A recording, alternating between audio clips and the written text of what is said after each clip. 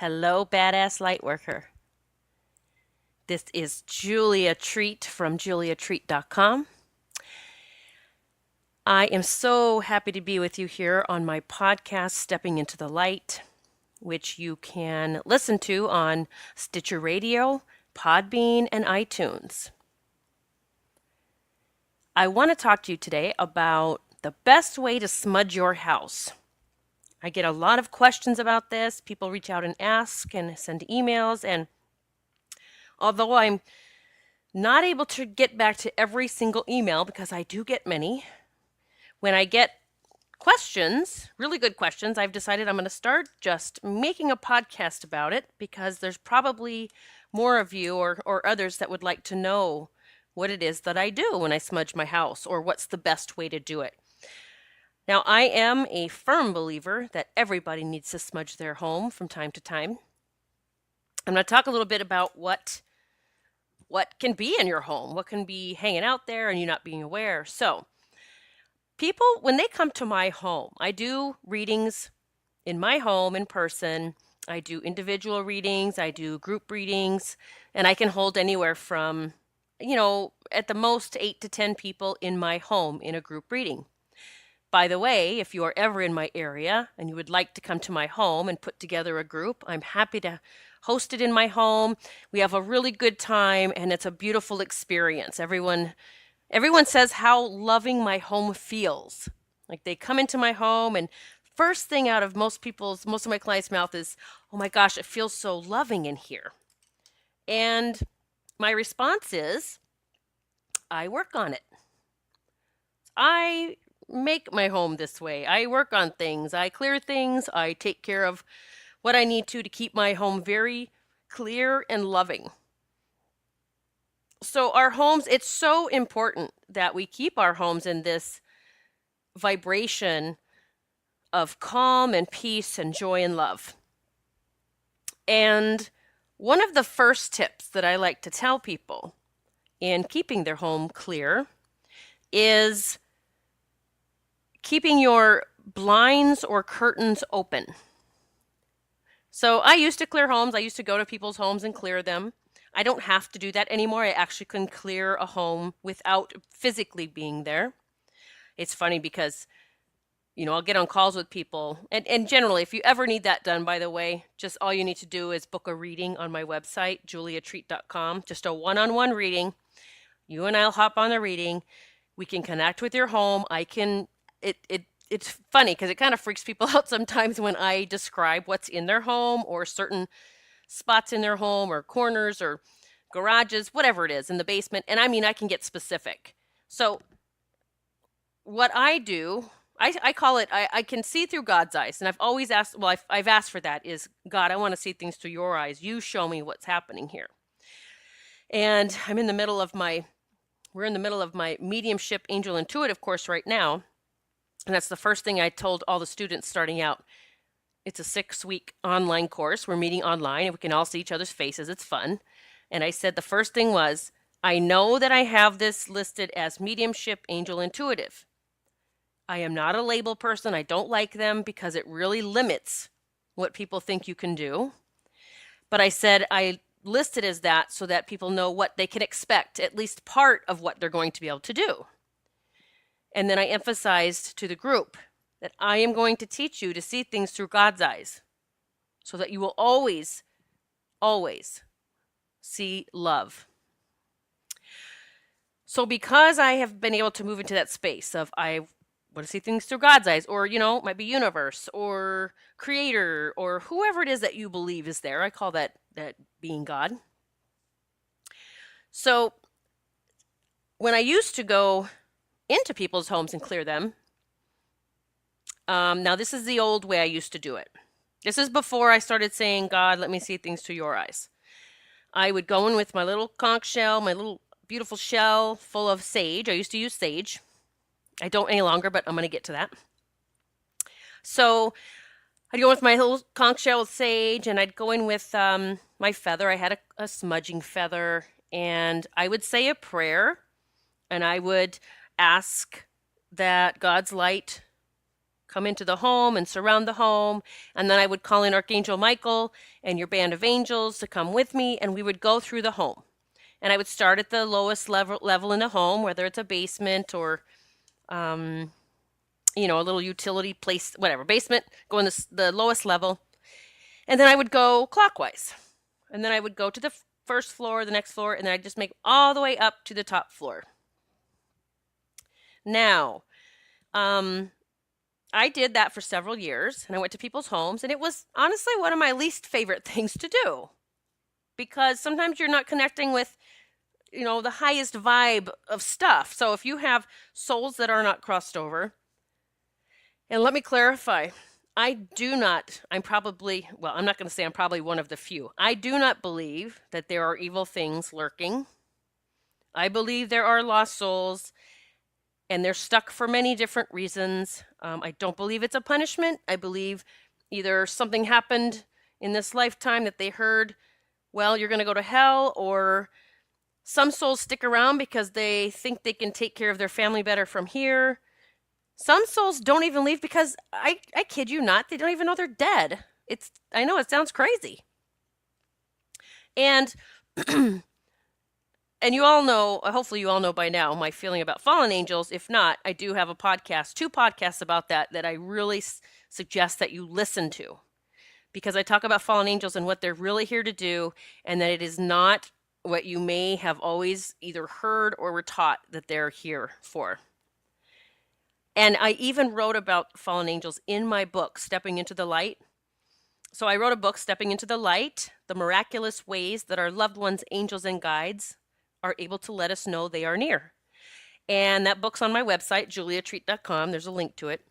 But when I was getting ready to write the chapter, or include the chapter about fallen angels, what I had learned about them, and you'll hear about this on the podcast if you find that particular episode.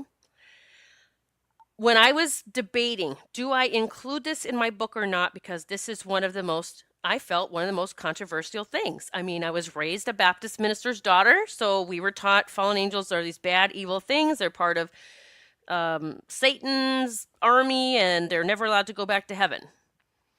So what I had experienced was totally different. Again, I would suggest you find those podcasts or you get the book and read it.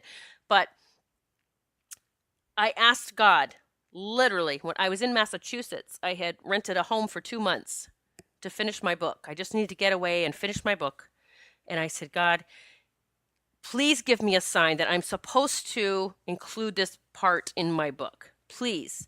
I need to know. Is this really what I'm supposed to write about, these fallen angels? That was really the only chapter I was a little nervous about including. So I said that. I put my computer down, stopped writing. I got my things together because I was going to go to yoga, which was in the next town over. I got into my car. And again, this is an area that I'm not familiar with as far as the radio stations and things. But I turned on my stereo and I was looking for something to listen to. And I heard this man's voice.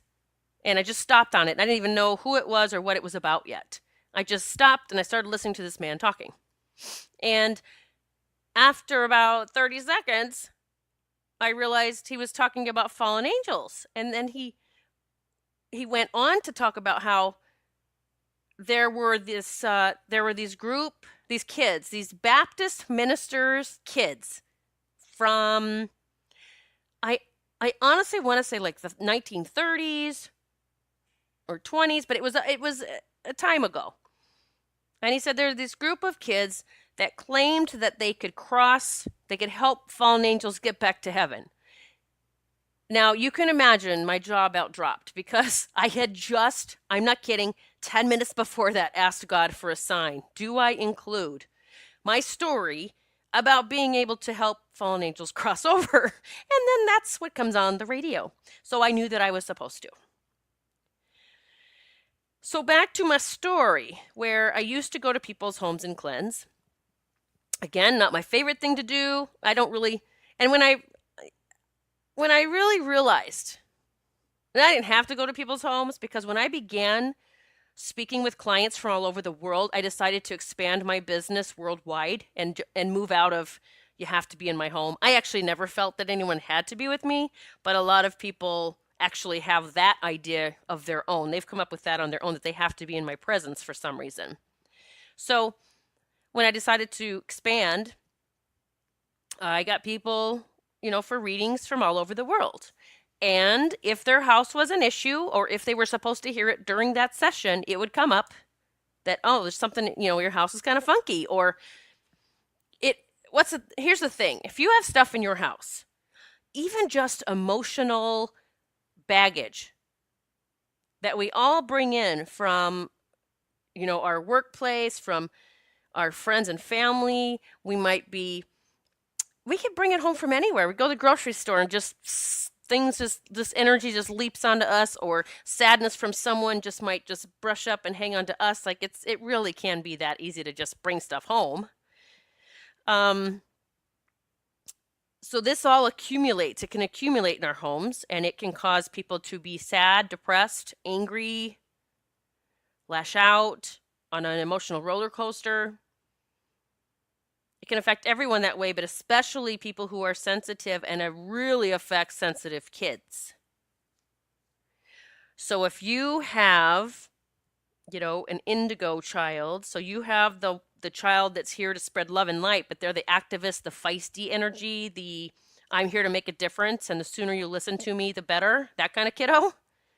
A lot of times, the indigos, when they have this emotional stuff in the house, or uncrossed souls, or fallen angels, there's many, it will make them have, they'll lash out a lot of times in anger. So it makes them angry. But they don't know that's what's making them angry. They just come out as angry or moody. Like, we all say, oh, that little kid's moody. They sometimes tend to begin to pull away from people, from family, from society, start being kind of reclusive or on their own, and kind of get into this whole deep thinking mode. The crystal kids, the crystal children, when you have this energy in your home that needs to be cleared, it will again make them sad, perhaps depressed. Maybe they even get weepy. Maybe they're clingy. It's not quite, and they can get angry too, but I'm just saying the indigos sometimes get angrier than the crystal kids. So my home, I clear my home at least every week. I do it more often if we've had a lot of people in the home, when we have people visit, family and stuff, or if we have gatherings here. If I have readings here, I clear after I clear that day. I clear before and I clear after. And it's not this fearful thing. It's like, no, my home is going to be clear. I know how easy it is to clear it real quick, and it's going to remain clear. So when I connected with my first fallen angel, it was the very first time that I used something called Palo Santo, and it is spelled Palosanto. Palo Santo.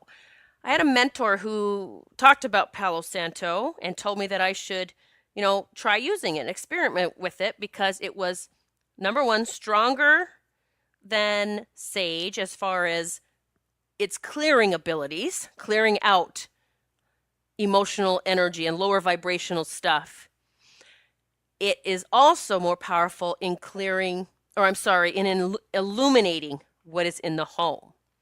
That's so when I used the Palo Santo for the first time, it was in my home that I always use sage in, but I always felt there was something amiss. I always felt like there was something I was missing that wasn't showing up, was hiding something. And so I used Palo Santo, and that's the first time I saw the fallen angel. Again, I'll talk about that in more detail in that podcast. Go listen to it. But so the Palo Santo I use, you can get it many different places on the internet. I get mine from a website called shamansmarket.com. Shamansmarket.com. You can get a bag of 10 sticks for, I don't even know what it is, $7, $10, something like that. And I use maybe one stick will last me 2 or 3 times clearing my house. Maybe 2. Depending. I mean, if I really need to clear and let it smoke up a lot, then I might use one stick for the whole clearing. And that's another thing about Palo Santo is it doesn't smoke up as much as sage. So what you do is you light the stick and you let it burn for a little bit because it needs to get some embers going. And then you kind of blow the flame out or swoosh it out with your hand, just like, just let the flame go out. And then you're going to have this little stream of smoke. Now, I do use a feather. You can find smudging feathers. And I found mine at Shaman's Market as well. And I get nothing for you going there to purchase, by the way. Some things that I endorse, I do have an affiliate link to. Shaman's Market is not one of them. But they have really cool smudging feathers, and you can just find one that you like if you want one. You do not have to have a smudging feather to smudge. I want to make that very clear. You can use a piece of paper. You can use an envelope that a letter was in. It's all about intention that you're clearing the space in your home. So I started smudging with Palo Santo in my home. Number one, I liked its powerful effect. I did feel like it did clear the house out even better. It did illuminate the fallen angels that I had never seen or connected with before, and now I can actually see them in my mind's eye all the time. So if someone has them, if I'm connecting with someone and they're across the world or in the next state or the next neighborhood, I can tell them where the issue lies in their home. And here's the crazy thing. What I'm finding is that most children, so fallen angels will show up whatever frightens us the most, they'll just show up. And so many children see them as something with red eyes. Okay, so they have these red eyes that they show up as, or they might see something out their window with red eyes, or in their closet with red eyes, or they might say, I see a man with red eyes. Again, they can morph into anything that's going to frighten us, and that would frighten a little kid. So the Palo Santo, sorry, I'm losing my train of thought. my neighbor is whistling for her dog, and I'm waiting for her to stop because it's kind of throwing me off a little bit. Sorry. So I smudge my house regularly. If I've gone, I'm going to say like a month or so and I haven't smudged, it can get a little funky around here. And I've even had Michael, my boyfriend, come up and say, he's even said, it just feels weird here. I think you might need to clear the house. It takes me minutes. So it's really, there's no excuse for not keeping my place clear. But some other tips to keeping your place clear or allowing the energy to leave. So energy needs to be able to ebb and flow through your house. It needs to leave. It needs to get out of the house. It needs to be able to flow. The chi, the prana, the energy that runs everywhere, even in our bodies, it needs to flow in and out of your home even. And so it is so important that during the day, when the light's out, the sun's out, that you have your blinds and your curtains open in every room of your house where energy can flow, because it needs to flow in and out. It needs to be able to move in and out of the windows. Because if it's not able to, what happens is it stays in your home. I'm just going to talk about emotional stuff like sadness, anger, resentment. Your children can go to school and bring everybody's stuff home because that's what little healers do. That's what we do as healers, as adults. We walk out in the world and we unconsciously say, give me all your shit because I'm here to heal you. I'm here to help you. I bet a lot of you can resonate with that. So we take that stuff home and then it's in our home. And then if we don't get rid of it or we don't allow it to escape or get out through the light of a window, then it just bounces off and it starts affecting the whole family. Some people can start having headaches, body aches, bad dreams, nightmares, insomnia, you name it. So if you have the windows open to where the light can come and go, the first thing that clients usually tell me is they say, but I don't want anyone looking in my home. And I'll say, that's because you got shit in your home that needs to leave and it's made you paranoid. Secondly, if you go outside during the day, on a day where the sun's, you cannot see in your home. The only way you could see in your home is if you go up and put your face to the window and you freaking look in the window, okay? Chances of that happening is pretty slim. When you get home from work or the sun starts going down, you just close the curtains and blinds. So it just needs to be during the day. I'm telling you, if you just do that one thing, you're going to already feel a big shift in your home. And I'm telling you, this means every room, even the basement where you might have stuff stacked up or windows blocked off. So windows open during the day, not open to the, like, not opening the window where the cold air comes in. That doesn't have to happen. Just the curtains and blinds open. That includes shears. So those of you that have shears, don't think you get away with keeping those shears down, because those even block the energy. You have to tack those back somehow and let the energy come and go. So that's that. Let me move on now to the next thing that can hang on to or can gather lower negative energy that you don't want is clutter. We all got clutter. I know. You know, we all have that closet, that basement, maybe that room, the whole floor that has stuff. And my motto around our house is if we have not used it in a year, it's out. It's history. And here's the way that you could think of as you declutter. Think of that you're going to donate this thing, this object, this clothing item, whatever. And I always say, imagine the person that gets to go buy that and they're so excited that you just provided this amazing gift to this person that gets to use it now. Like someone should be using that. Holding on to clutter is also a symbol or sign of a lack mentality, which will block abundance. I mean, it can mean many things. But when we decluttered our house, Michael and I, because it was, two households combining and he had children, then we did some massive decluttering last year. And it was just yesterday or day before, I have been calling in this new wardrobe. I was like, I'm shifting, my body's shifting. It's time to get some new clothes. And so what I did is I haven't even gone shopping for new clothes yet, but I started going through my closet and you wouldn't believe the piles of clothes that I'm getting rid of now. And I'm making room for the new. So see, that's another little tip in manifesting. So I want this new to come in. Well, I better make some damn room for it. I'm not going to wear these clothes. Number one, they don't fit right now anyway.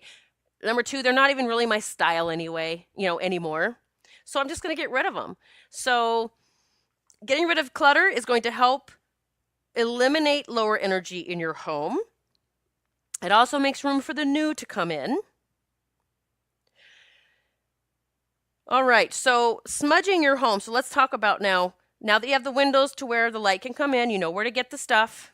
Shamansmarket.com. Palo Santo sticks. You can just put that in the search.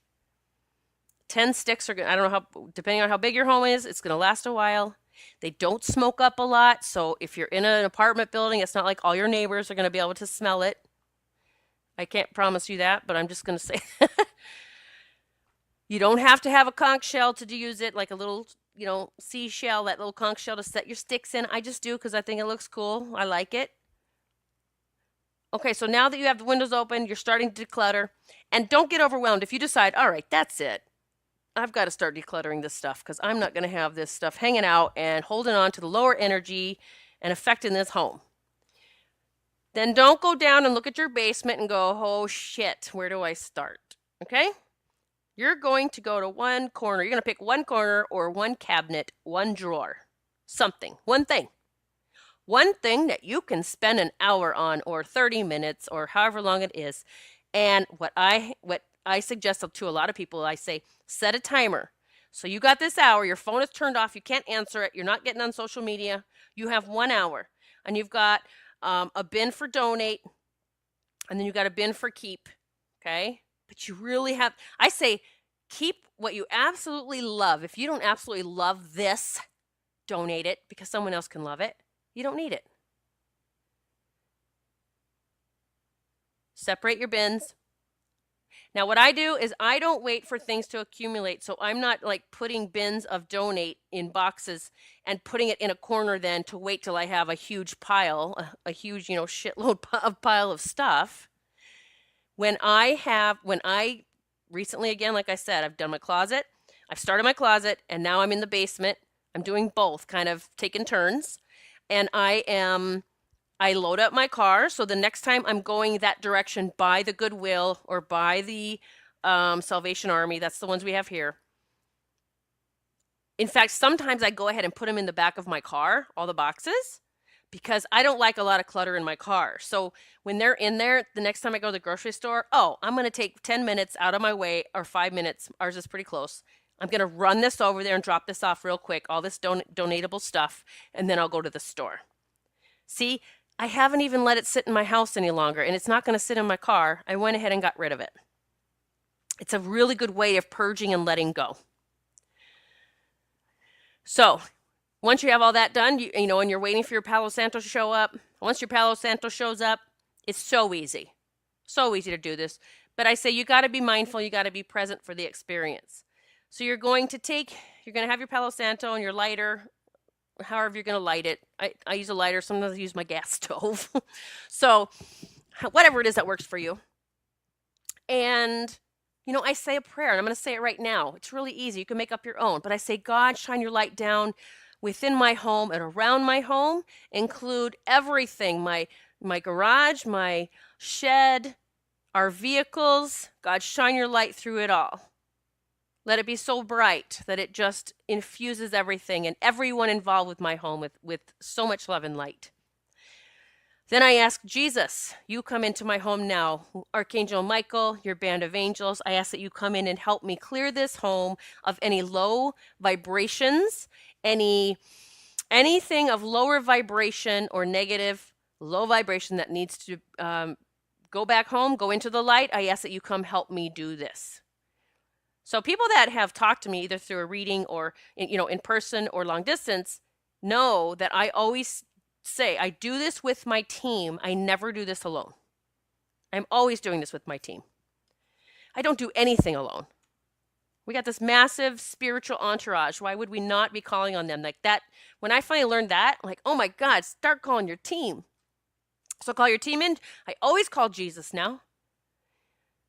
And again, that Fallen Angel podcast will make sense why that started, because that's what God told me to do. I said, what do I do with this? I've never encountered one of these. And he said, you call my son. Nothing can resist my son. And so I call Jesus, Archangel Michael, your band of angels. Okay, so you're going to call them in. Thank you for helping me, and amen. Okay, so you're going to light your Palo Santo, and you're going to let it burn a little bit before you swish out the flame. Then you're going to take your smudging feather, or whether you use a piece of paper or whatever you use to you just want something that kind of swishes the smoke out, so it kind of expands out where you are. And you're going to start the lowest area of your home.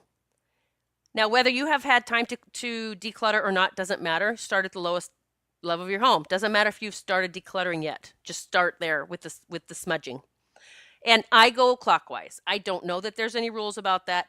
Please don't take that on as some kind of limiting belief that it has to be clockwise. I think it will still work if you go counterclockwise. It is all about intention of I'm clearing my space. Thank you, Jesus, Archangel Michael, for helping me. And you're just going to, if you don't have the ability to actually see in your mind's eye that they're doing that, you're just going to imagine that they're moving through your space, like all of these angels, and they're just clearing everything for you. You're moving with them with the smoke. They're clearing everything for you, and it's a beautiful experience. You got this massive team helping you. So you're going to swish the smoke in any closets, any hidden spaces, like go ahead and open any doors. If it goes like to an outdoor door, sometimes people have a basement door and you open it, it goes to the next door. Well, you even need to do that space if you can. If there's a space you can't reach, then you're just going to intend that it goes there. Like you're going to ask, all right, team, and help the smoke get in and clear this space. So you're going to go to your next floor up, go around the whole space, every room, every closet, everything. And again, you may have to keep lighting the stick because it will go out. And I say that because people have actually called me or sent me a message and said they actually felt like something in the home blew the smoke out. And I'm like, no, it just went out and you got to relight it. So you're going to do that until you get to every space, every level of your home. And you're going to, all the way to the attic.